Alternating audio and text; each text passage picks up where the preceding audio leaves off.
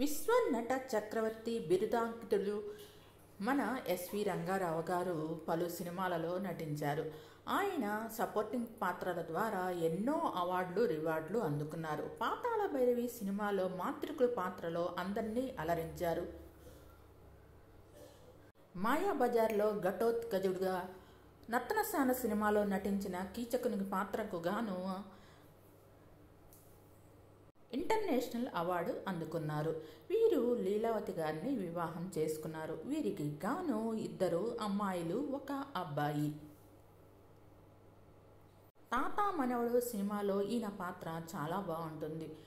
SV Rangarao గారు పలు సినిమాలలో సపోర్టింగ్ పాత్రల ద్వారా తెలుగు ప్రేక్షకులందరికీ చాలా దగ్గరయ్యారు. మిస్ అమ్మ, మాయాబజార్, గుండమ్మ కథ తదితర సినిమాల్లో నటించారు. వీరికి గాను 2 అమ్మాయిలు 1 అబ్బాయి. వీరి మనవడు జూనియర్ ఎస్వి రంగారావు కూడా సినీ ఇండస్ట్రీలోకి అడుగుపెట్టారు. ఇతని పక్కన ప్రముఖ నటి అంజలిదేవి గారి మనవరాలు శైలూరావు హీరోయిన్గా నటించారు.